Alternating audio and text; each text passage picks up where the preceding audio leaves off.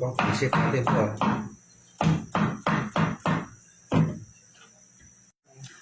Alam natin, medyo laki-lakihan natin kasi gigisahin naman natin yan.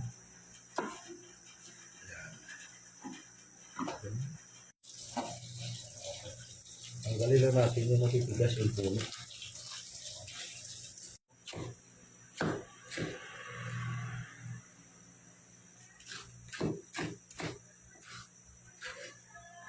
Isa natin muna yung gulay kapag ako ng pansit. Inuuna akong gulay. Gulatin ko lang yung gulay natin sa atin.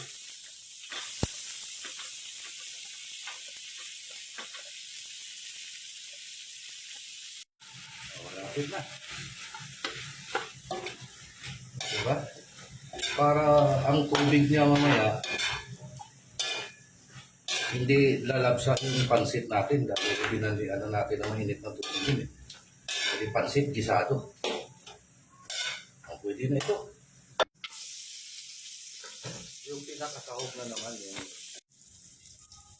ayan.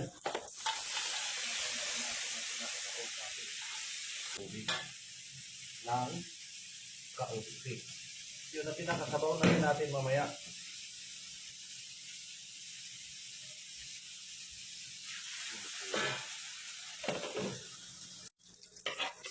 Yan, mag-isa ulit tayo ng bawang sibuyas.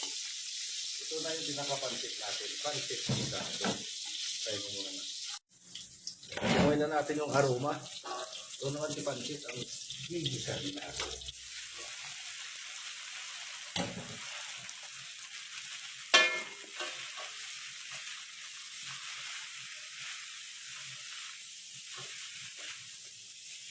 Diba?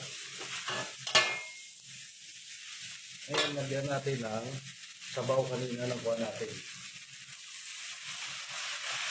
Yan. Sabay-sabay na natin lahat. Okay. Tapos mikos na natin ang lagyan natin ng konti.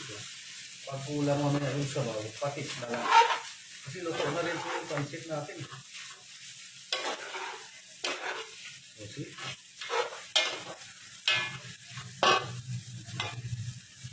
Natin si gulay para sabay-sabay na sila dyan.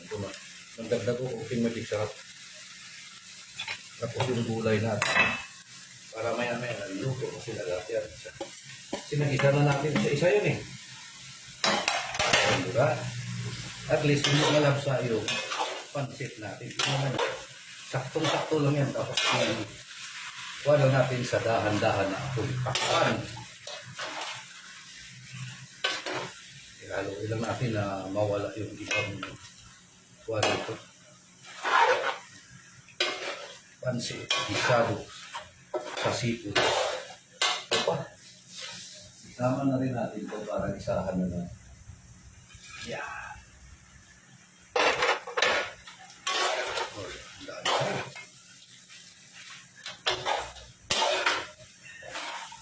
Isama natin ulit. Kunting tuan ba? Bawa pa ulit. Yan.